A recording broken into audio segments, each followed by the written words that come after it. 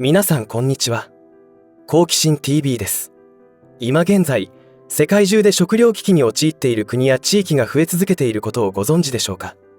そしてそうなっている理由を調べてみると、日本も決して他人事ではないことがわかります。今回の動画は、日本に迫りつつある深刻な食糧危機について情報をシェアしていこうと思います。しかし多くの方の認識はそうではありません。このチャンネルにアクセスしている方は、食料備蓄の必要性を程度の差こそあれ理解していると思いますが、食料危機など起きないと強烈に考えている人たちは確実に圧倒的多数で存在しています。それの何が問題かというと、ことが起きた時に何の準備もしていない人に限ってパニックになって暴れたり、暴徒化するからです。何より食料危機という事態に陥った時には、自身や家族が飢えに直面し深刻な事態になります。それを避けるためには世界では今何が起きているのか、日本の安全がいかに不安定な状況の上に成り立っているのかを理解して準備することが必要だと思います。情報が足りなければ正しい判断はできないと思いますので、ぜひ最後までご視聴いただき、迫る危機に対処してください。このチャンネルでは、自分や家族の身を守るためにできることや、日本人がこれ以上騙されることがないようにするための情報を発信しています。チャンネル登録がお済みでない方はぜひチャンネル登録をお願いします。また、YouTube では配信できませんが、皆さんの身を守るために重要な情報はメディアブルで配信しておりますので、そちらもご覧いただければと思います。さて、今世界中が不安定な状態になっており、不測の事態が頻発していることはメディアの報道からも知ることができるわけですが、日本は海に囲まれているという特殊な状況などから、陸続きの国に見られるような長く続いた悲惨な歴史もなく、比較的安定した生活を維持できています。今回取り上げるテーマは日本に迫り来る食糧危機についてということになりますが、世界に目を向けると残念ながら、深刻な食糧危機に直面している国は増加傾向にあります。このことは2022年7月8日にユニセフから出された報告でも、いかに世界規模での危機的状況が起きているか理解できるデータが発表されています。なんと世界全体で飢餓の影響を受けている人の数は、新型コロナウイルス感染症 COVID-19 のパンデミックが発生してから1億5000万人増加し、2021年には8億2800万人に達したそうです。1億5000万人といえば日本の人口よりも多いことになりますが、2020年の疫病蔓延からわずか 2,3 年で新たにそれだけの人数が飢餓の影響を受けているということに驚きしかありません。また国際農研からの最新報告によると、2023年には59の国や地域で急性の食料安全保障危機に直面している人口が2億8200万人に達し、これは2022年から2400万人増加しているそうです。世界の食料安全保障と栄養の現状については、2023年版ソーファイからの報告書でも確認できるわけですが、それによると2022年には世界人口の約 29.6% にあたる24億人が中程度または重度の食料不安に直面しており、飢餓人口は6億9100万人から7億8300万人に増加したと推定されています。これらの統計は調査している機関によって差は発生していますが、食料危機がかつてないほどの勢いで広がりつつあるということはわかると思います。しかし日本においてはこのようなデータを耳にしてもなかなかイメージが湧かないというのが正直なところではないかと思います。専門家が迫り来る危機を警告しても、騒いでいる割には食べ物が不足することなく、いつも通りの生活が遅れていることによって、災害大国日本に住みながら食料備蓄をしていない人の率が 60% も存在しているわけでしょうし、海外の状況などは全くの他人事になっているのではないでしょうか。その食料危機についてですが、今言ったように日本においてはやはり身近には感じられないという人が多いのは、必要なら24時間いつでもコンビニやスーパーなどで購入することができている現実があり、それが当たり前の日常になっているから仕方のないことなのかもしれませんが、今現在世界で起き始めている新たな傾向を知ると驚くかもしれません。ちなみに食料危機というのは、結果として空腹に襲われている状況であり、アフリカにおける極度の栄養失調によって痩せ細った子どもたちに見られるような状況ばかりではないことに注意が必要です。というのは、以前食料危機が日本にも起きるということについて反論していた人のコメントに驚かされたことがあるからです。何を言ったかというと、日本のような先進国がアフリカのようになるなんてありえない、でたらめ言うな、というものでした。このような認識を持っている方も一定数いるのかもしれません。しかし食料危機というものを十分に必要なだけ食べることができない状態だと定義すると、大きく分けて次のようなパターンで引き起こされることに気がつくと思います。1、スーパーやコンビニなどの店舗から商品が消える。2、お金がなくて買うことができないということになると思いますが、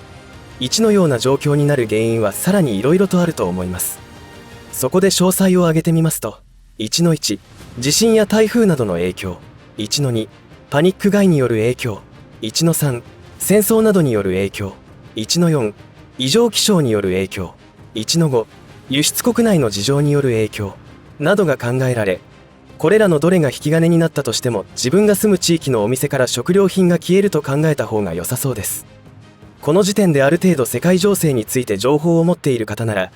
これらの全てが同時進行しているだけでなく、そのリスクがどんどん高くなってきており、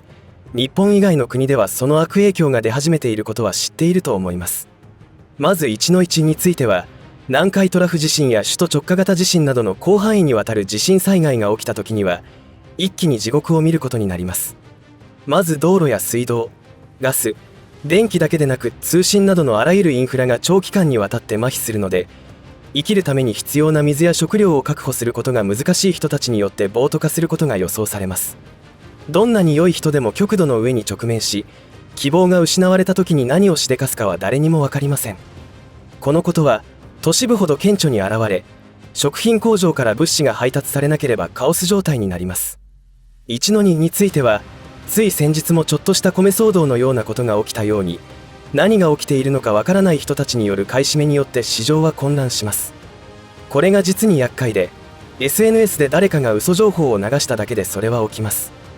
先日の米の買い占めが起きた時に、このチャンネルの視聴者様の投稿コメントには、その騒動にも踊らされることなく過ごせたのは、いろいろなシナリオに対しての備蓄ができていたからだという書き込みがありました。本当にその通りで、理想を言うなら日本全国民がそれぞれ1年分以上の食料備蓄をしていて、かつ家庭菜園などを少なからず行っていれば、何が起きても食料の奪い合いをすることもないのではないかと思ってしまいます。1の3については、今中東情勢がかなり危機的な局面を迎えていると思いますが、実はそれだけでなく朝鮮半島もきな臭くなってきました。もし極東アジアで戦争が起きた際には、確実に日本は巻き込まれますし、あらゆるものを輸入している日本においては、一気に物流クライシスから食料危機に直結します。今日起きて明日にはということではないのですが、国内の食料原材料の在庫量、エネルギーの在庫量が尽きるまでということを考えると、半年後には大ダメージを受けることになると思います。1の4については、日本でも異常気象による農作物の被害というのはよく話題にもなりますし、実際に深刻な問題になっています。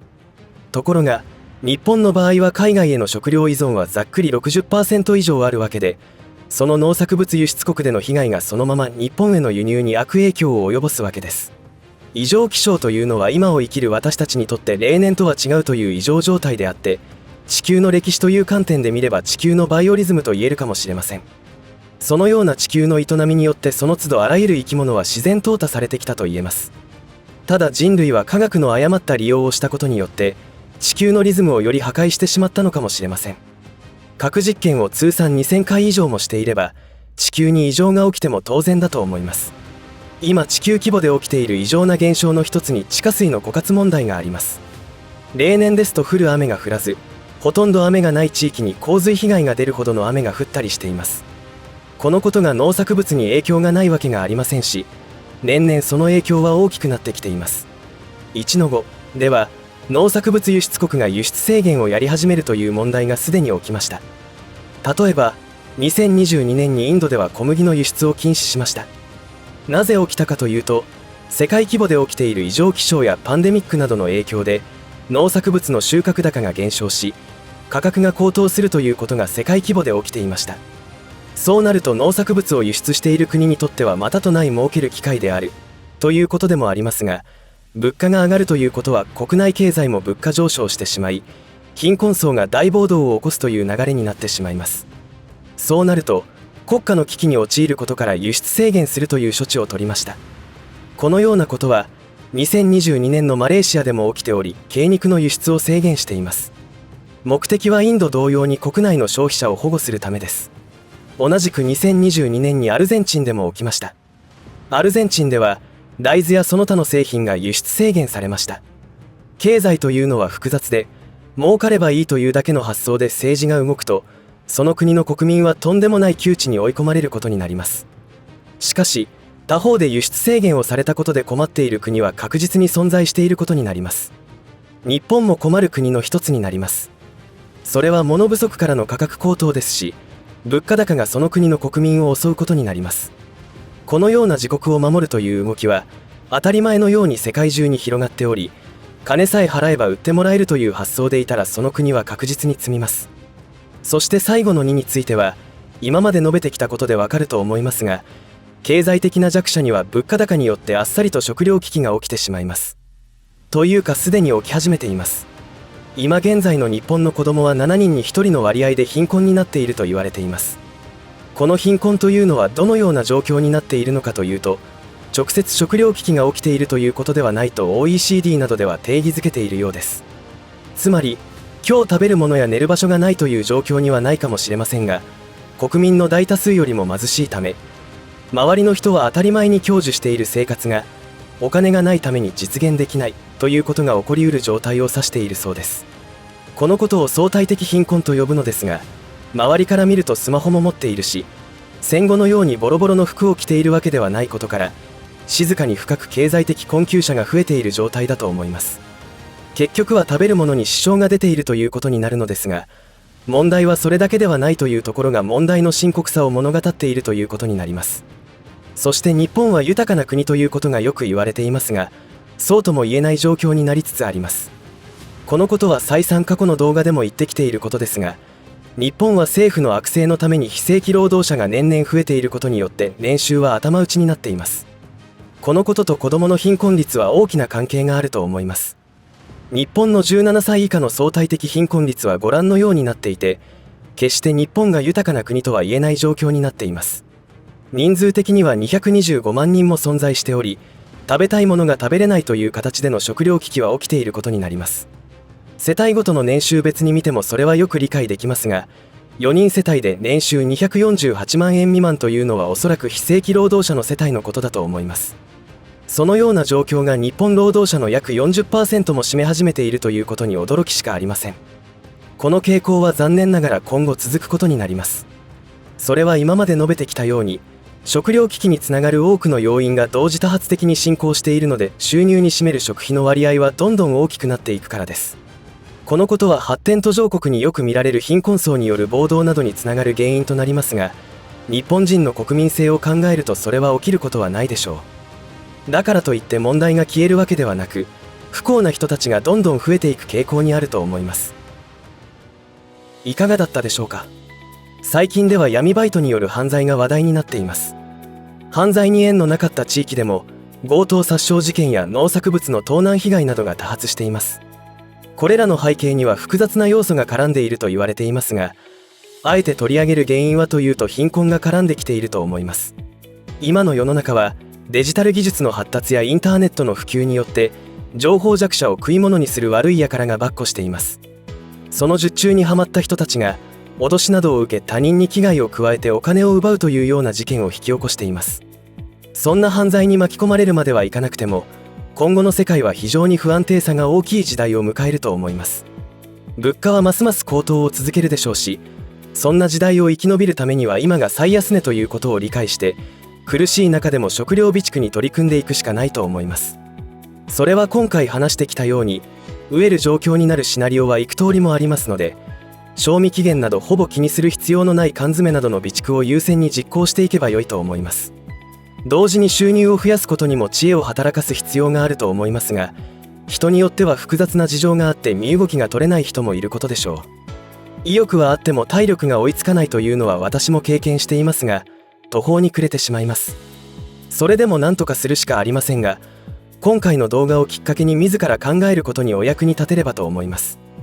行動すれば何かしら変化が起きます。私も頑張りますので、共に難局を乗り越えていきましょう。最後までお付き合いありがとうございました。以上で今回の話は終わりとしますが、皆さんの応援が次の動画作成の力になりますので、いいねボタン、チャンネル登録、通知設定をオンにしていただけると嬉しいです。またコメント欄へのご意見ご感想の書き込みもいただけたら励みになります。最後までご視聴ありがとうございました。好奇心 TV でした。